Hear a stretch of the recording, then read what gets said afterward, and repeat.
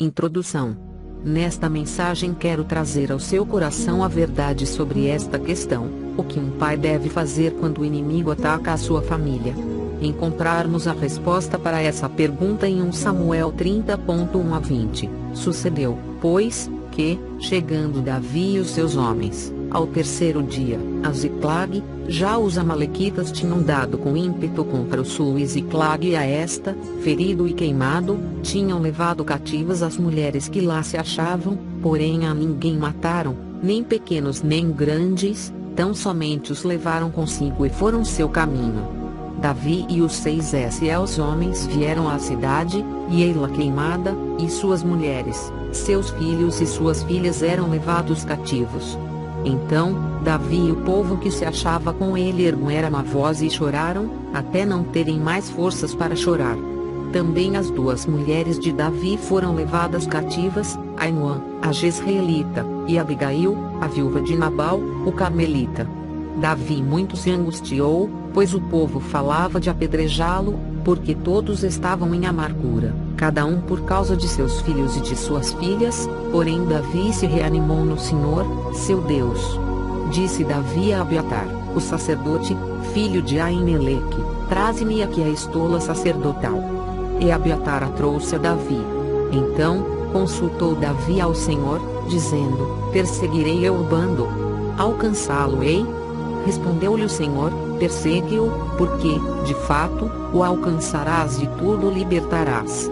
Partiu, pois, Davi, ele e os 600 homens que com ele se achavam, e chegaram ao ribeiro de Besor, onde os retardatários ficaram. Davi, porém, e 400 homens continuaram a perseguição, pois que 200 ficaram atrás, por não poderem, de cansados que estavam, passar o ribeiro de Besor.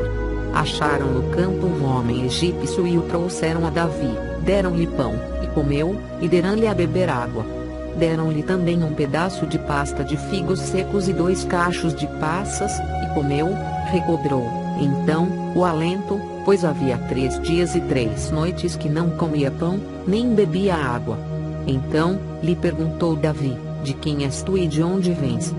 Respondeu o moço egípcio: sou o servo de um amalequita, e meu senhor me deixou aqui, porque adoeci há 3 dias. Nós demos com ímpeto contra o lado sul dos Queretitas, contra o território de Judá e contra o lado sul de Calebe, e pusemos fogo em Ziclag. Disse-lhe Davi: poderias, dizendo, guiar-me a esse bando? Respondeu-lhe: jura-me, por Deus, que me não matarás, nem me entregarás nas mãos de meu senhor, e descerei e te guiarei a esse bando. E, dizendo, o guiou. Eis que estavam espalhados sobre toda a região, comendo, bebendo e fazendo festa por todo aquele grande despojo que tomaram da terra dos filisteus e da terra de Judá. Feriu-os Davi, desde o crepúsculo vespertino até à tarde do dia seguinte, e nenhum deles escapou, senão só 400 moços que, montados em camelos, fugiram. Assim, Davi salvou tudo quanto haviam tomado os amalequitas, também salvou as suas 2 mulheres. Não lhes faltou coisa alguma, nem pequena nem grande, nem os filhos, nem as filhas, nem o despojo, nada do que lhes haviam tomado, tudo Davi tornou a trazer. Também tomou Davi todas as ovelhas e o gado, e o levaram diante de Davi e diziam: este é o despojo de Davi. Verso 19, assim, Davi salvou tudo quanto haviam tomado os amalequitas, também salvou as suas 2 mulheres. Não lhes faltou coisa alguma, nem pequena nem grande, nem os filhos, nem as filhas, nem o despojo, nada do que lhes haviam tomado, tudo Davi tornou a trazer. Todos os acontecimentos registrados na Bíblia têm um propósito. As histórias bíblicas não são apenas histórias, tudo o que está escrito são princípios para aplicarmos à nossa vida. São testemunhos, são exemplos, é a palavra do Senhor. E na palavra testificamos que a vida familiar é um campo de batalha e não um parque de diversões. Satanás e seus demônios planejam todo tipo de cilada e os ataques mais terríveis são usados contra a família. A família é o campo de batalha mais renhida que enfrentamos. Não é o trabalho, não é o patrão, o vizinho. O maior campo de batalha que enfrentamos é no círculo familiar. Muitas famílias têm perdido o primeiro amor. O inimigo 9 tem roubado o primeiro amor, o romantismo, a alegria, o prazer da família.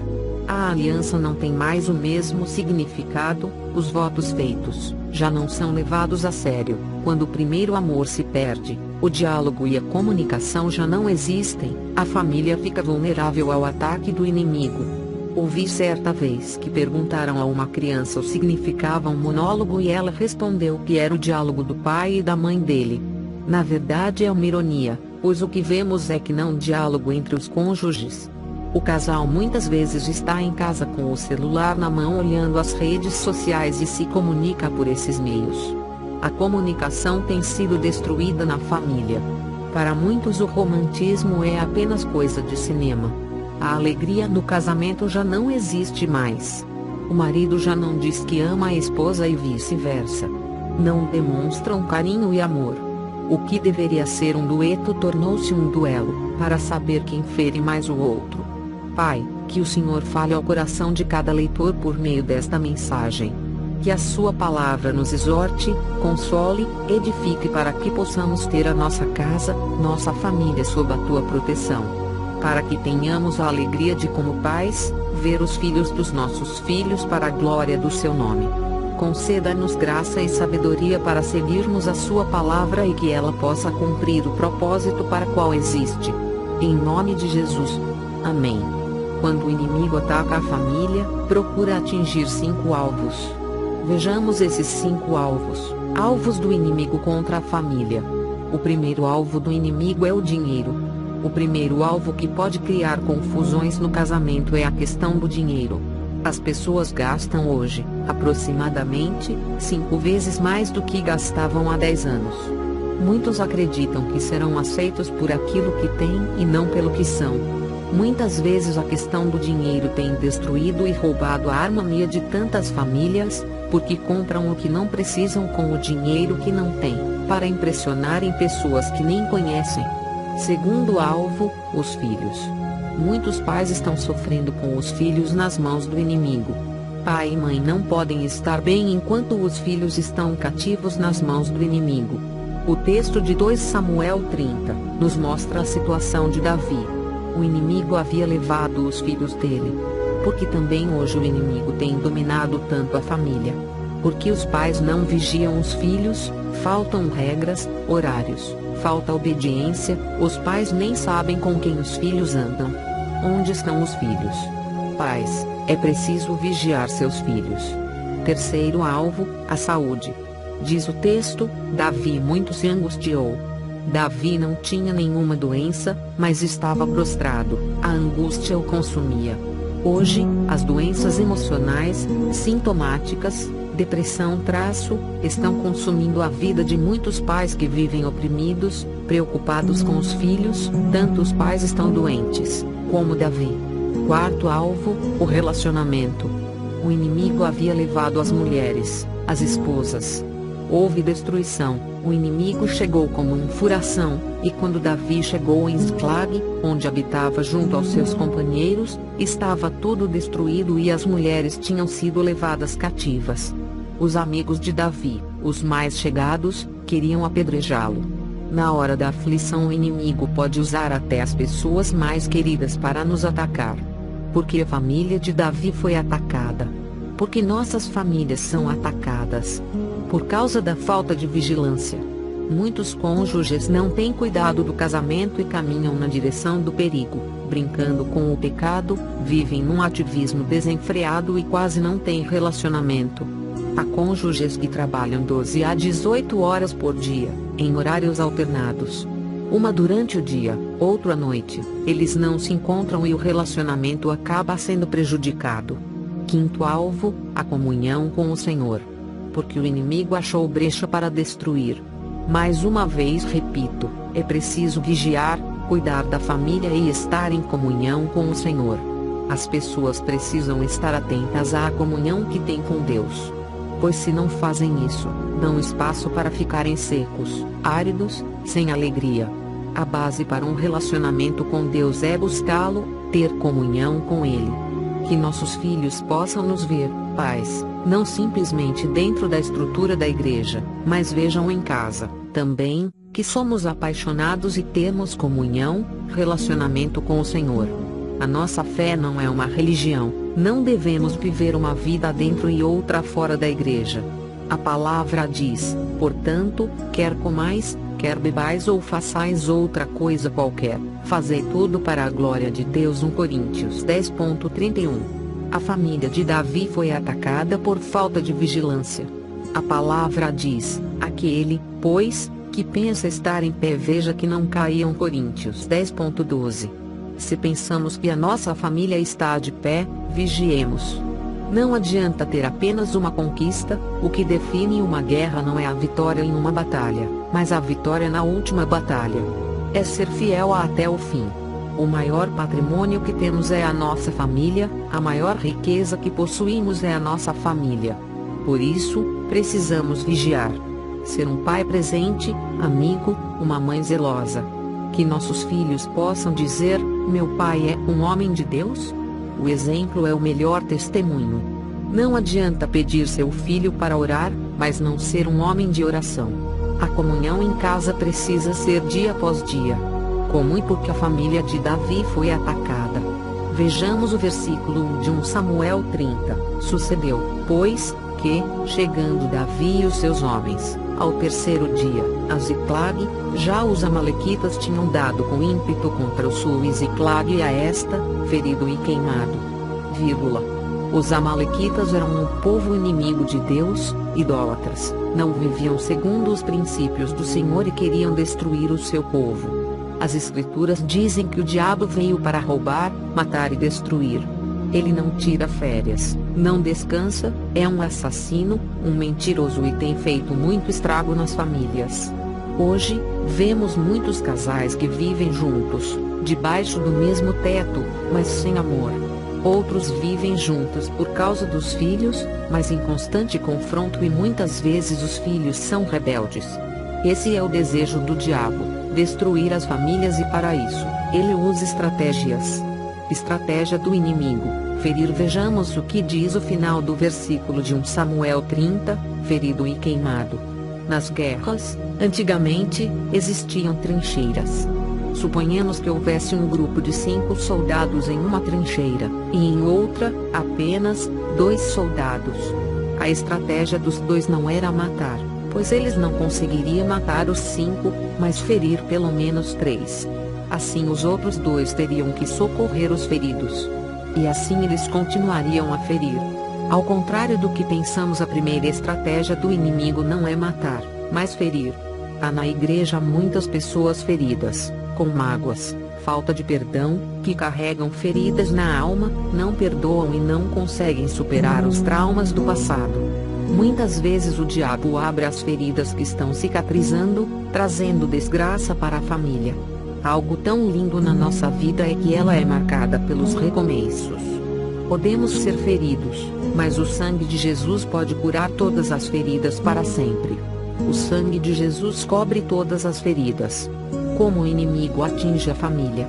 Os versos 3 e 4 dizem assim: tinham levado cativas as mulheres que lá se achavam, porém a ninguém mataram, nem pequenos nem grandes, tão somente os levaram consigo e foram seu caminho. Davi e os seus homens vieram à cidade, e ei-la queimada, e suas mulheres, seus filhos e suas filhas eram levados cativos. É isso que Satanás quer, destruir, levar a esposa e os filhos. Quando o povo de Israel se preparava para sair do Egito, Moisés enfrentou muitas vezes o faraó. Deus havia ordenado que o povo saísse e levasse toda a família e tudo quanto possuíam. Nada deveria ficar para trás, mas Faraó impunha condições. Veja o que diz Êxodo 8 versos 25 a 28, chamou Faraó a Moisés e Arão e disse: Ide, ofereceis sacrifícios ao vosso Deus nesta terra. Respondeu Moisés: Não convém que façamos assim, porque ofereceríamos ao Senhor, nosso Deus, sacrifícios abomináveis aos egípcios. Eis que, se oferecermos tais sacrifícios perante os seus olhos, não nos apedrejarão eles? Temos de ir caminho de 3 dias ao deserto e ofereceremos sacrifícios ao Senhor, nosso Deus, como ele nos disser. Então, disse Faraó, deixar-vos-ei ir, para que ofereçais sacrifícios ao Senhor, vosso Deus, no deserto, somente que, saindo, não vades muito longe, orai também por mim. Faraó perguntou, é isso que vocês querem? Então, podem sair do Egito, ofereçam sacrifícios, mas não fiquem muito longe do Egito, fiquem pertinho, pois se ficarem muito longe, não voltarão. Êxodo 10:10 a 11, replicou-lhes Faraó, seja o Senhor convosco, caso eu vos deixe ir e as crianças. Vede, pois tendes conosco más intenções. Não há de ser assim, ide somente vós, os homens, e servi ao Senhor, pois isso é o que pedistes. E os expulsaram da presença de Faraó. Faraó disse que os deixaria ir, mas os filhos iriam ficar. O grande problema hoje é que os pais seguem o Senhor, mas seus filhos ainda estão sob o domínio do Faraó. Versos 24 a 27, então, Faraó chamou a Moisés e lhe disse, ide, servi ao Senhor. Fiquem somente os vossos rebanhos e o vosso gado, as vossas crianças irão também convosco. Respondeu Moisés, também tu nos tens de dar em nossas mãos sacrifícios e holocaustos, que ofereçamos ao Senhor, nosso Deus. E também os nossos rebanhos irão conosco, nenhuma unha ficará, porque deles havemos de tomar, para servir ao Senhor, nosso Deus, e não sabemos com que havemos de servir ao Senhor, até que cheguemos lá. Nenhuma unha ficará. Nada pode ficar sob o domínio de Satanás.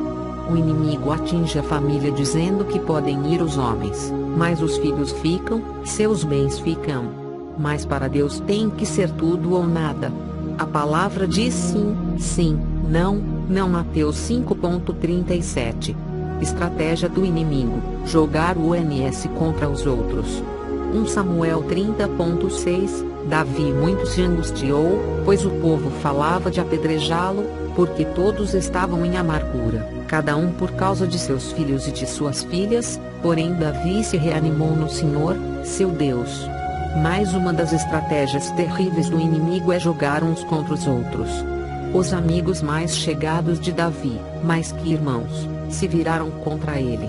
Seu cunhado não é seu inimigo, mas pode ser usado pelo inimigo. Seus filhos não são seus inimigos, mas podem ser usados pelo inimigo. A estratégia do diabo é jogar uns contra os outros, para que um culpe o outro. Dificilmente ouvimos alguém dizer, eu sou culpado. É da natureza do homem tentar achar um culpado pelos seus erros. Veja Gênesis 3:8 a 13, diz, quando ouviram a voz do Senhor Deus, que andava no jardim pela viração do dia, esconderam-se da presença do Senhor Deus, o homem e sua mulher, por entre as árvores do jardim. E chamou o Senhor Deus ao homem e lhe perguntou, onde estás? Ele respondeu, ouvi a tua voz no jardim, e, porque estava nu, tive medo, e me escondi. Perguntou-lhe Deus, quem te fez saber que estavas nu? Comeste da árvore de que te ordenei que não comesses? Então, disse o homem, a mulher que me deste por esposa, ela me deu da árvore, e eu comi. Disse o Senhor Deus à mulher, que é isso que fizeste? Respondeu a mulher, a serpente me enganou, e eu comi. O inimigo celebra a sua vitória contra nós. Uma das coisas que o inimigo faz é celebrar sua vitória contra nós. Verso 16, diz, e, dizendo, o guiou. Eis que estavam espalhados sobre toda a região, comendo, bebendo e fazendo festa por todo aquele grande despojo que tomaram da terra dos filisteus e da terra de Judá. O inimigo celebra quando um crente cai. Quando um pastor peca, o diabo celebra a vitória. E foi o que fizeram os amalequitas, foram usados pelo inimigo para saquear Ziclag, e depois festejaram a vitória sobre o povo de Israel. Quando olhamos a vida de Sansão, vemos que era um homem que tinha tudo para ser vitorioso, porque havia uma marca de Deus na vida dele. Mas depois que ele foi vencido, os inimigos escarneceram dele, o fizeram de palhaço. O que fazer para restaurar a família? Primeiro, não podemos nos conformar com a situação. Quero trazer uma palavra de esperança. O que fazer para restaurar a família? O primeiro passo é não se conformar com a situação. Verso 4: Então, Davi e o povo que se achava com ele ergueram a voz e choraram, até não terem mais forças para chorar. É preciso reagir, e não se conformar à derrota. A Bíblia relata sobre os filhos de Eli. Eles tinham todo tipo de atitudes erradas. Tudo que era contrário às ordens de Deus, e Eli não fazia nada. Ele não reagia. Alguns pais dizem que já tentaram de tudo. Querido, a situação precisa mudar, não podemos desistir, não podemos nos conformar. Não devemos deixar de crer na mudança. Não se conforme com o casamento em crise, com sua família longe de Deus, com seus filhos rebeldes. O conformismo é destruidor. Cuidado! Veja o que diz o verso 4: Então, Davi e o povo que se achava com ele ergueram a voz e choraram, até não terem mais forças para chorar. Na nossa cultura somos ensinados que o homem não deve chorar. Isso não é verdade. Jesus nos mostra isso em sua própria vida, homem de dores, homem que sabe o que é padecer, e padecer significa chorar. Encontramos Jesus chorando sobre Jerusalém. A palavra diz que quando Jesus caminhava rumo ao Calvário seguia-o numerosa multidão de povo, e também mulheres que batiam no peito e lamentavam. Porém Jesus, voltando-se para elas, disse: Filhas de Jerusalém, não choreis por mim, chorai, antes, por vós mesmas e por vossos filhos. Lucas 23:28. Davi e seus homens choraram até não terem mais forças. Temos perdido a capacidade de chorar. Chorar pode significar que existe algo que precisa ser mudado. Lembro-me de uma mãe cujos filhos jovens não tinham vida com Deus. Chegavam à casa de madrugada, a mãe estava ajoelhada orando e chorando. Isso acontecia constantemente. Um dia, o filho mais velho, ao chegar à casa com o irmão, disse: Temos que nos converter, senão a mamãe vai morrer de tanto chorar. Foram a uma igreja e se converteram ao Senhor. Aleluia! Chorar, chorar, chorar. Neemias chorou quando viu o opróbrio de Jerusalém. Nós choramos pelo nosso país. Precisamos fazer uma manifestação e ir às ruas para chorar pela transformação da nossa nação. Uma pessoa perguntou ao irmão chamado William Booth, fundador do Exército da Salvação: O que vou fazer? Já fiz de tudo. Ele respondeu: experimente chorar. Mas muitas vezes queremos que outro chore por nós. Não podemos transferir o choro, ele é nosso. Queremos que outros tenham atitudes por nós. Não é o pastor da igreja, mas você, pai, mãe, que precisa chorar pelos seus filhos. Pais, chorem por seus filhos, derramem lágrimas. As lágrimas são uma forma de oração. A palavra diz que o Senhor recolhe nossas lágrimas em seus odres. Salmos 56:11. Ele não recolhe outras coisas, mas as nossas lágrimas são guardadas no céu. Há um poder tremendo nas lágrimas. Segundo, devemos nos reanimar em Deus.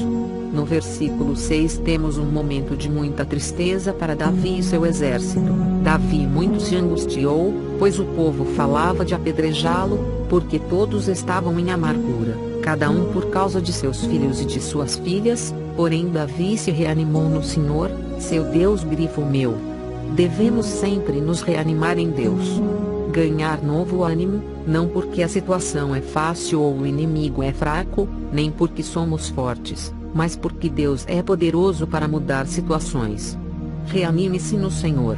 Davi não se revoltou contra Deus, não fugiu de Deus, mas ele se apegou a Deus. Na hora da angústia, querido, procure por Deus, se apegue a Ele. Busque-o em oração.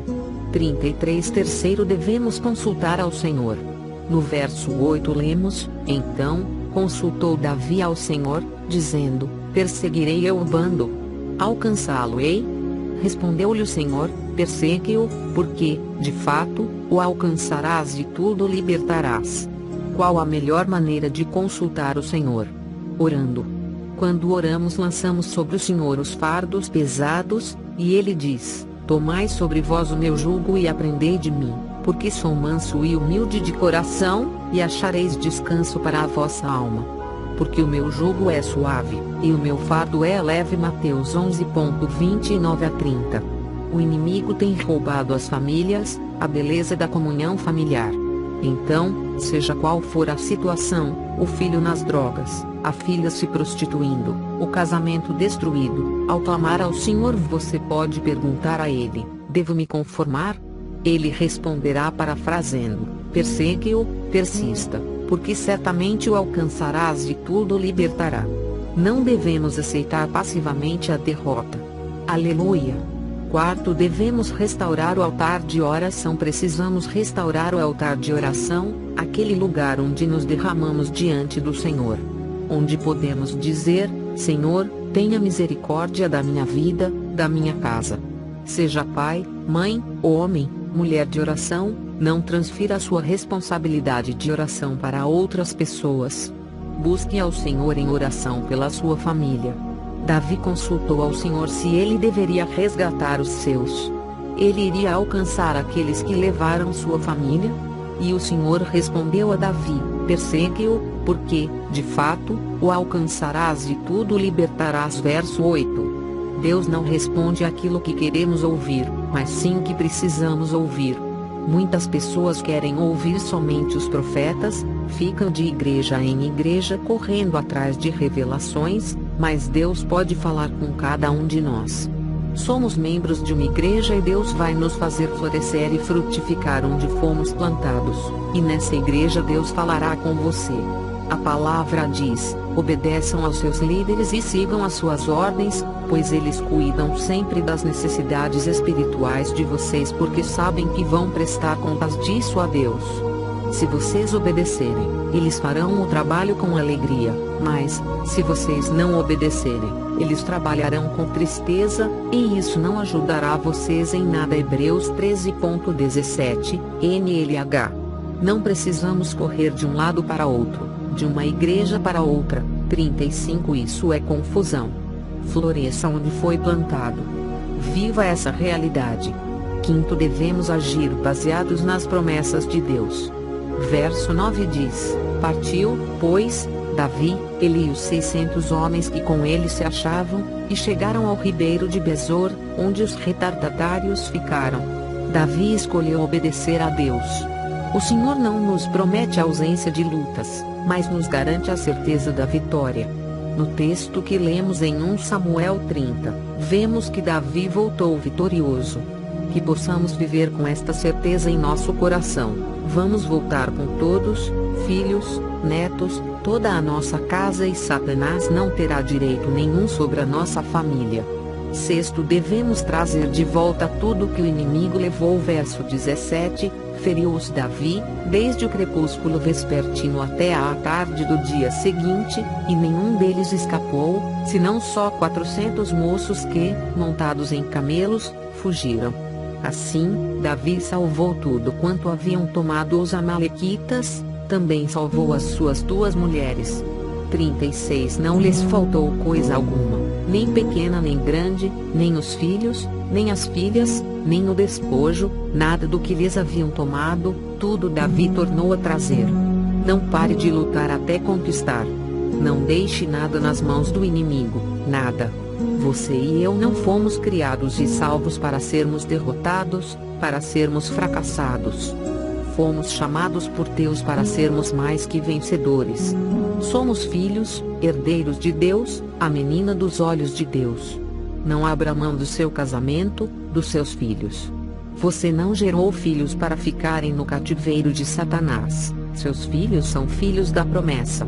Tome de volta tudo que o inimigo roubou, levou de você. Que você possa ver seus filhos que estavam nas mãos do inimigo, salvos e servindo ao Senhor. Não se conforme com a derrota sobre sua casa, mas transforme, lute, tenha fé, que Deus pode mudar todas as circunstâncias. Fé não é um sentimento, é a certeza das coisas que não são como se já fossem. Que você possa dizer: pela fé vejo toda a minha casa servindo ao Senhor. Jesus te ama e quer você. Primeiro passo: Deus o ama e tem um plano maravilhoso para a sua vida. Porque Deus amou o mundo de tal maneira que deu o seu Filho unigênito, para que todo o que nele crê não pereça, mas tenha vida eterna. Ju 3.16, 42º passo, o homem é pecador e está separado de Deus. Pois todos pecaram e carecem da glória de Deus. RM 3.23b, terceiro passo, Jesus é a resposta de Deus para o conflito do homem.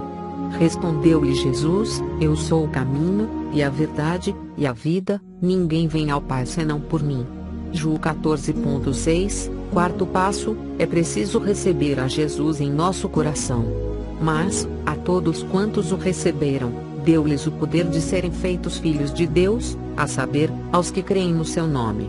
Ju 1.12, se, com tua boca, confessares Jesus como Senhor e, em teu coração, creres que Deus o ressuscitou dentre os mortos, serás salvo.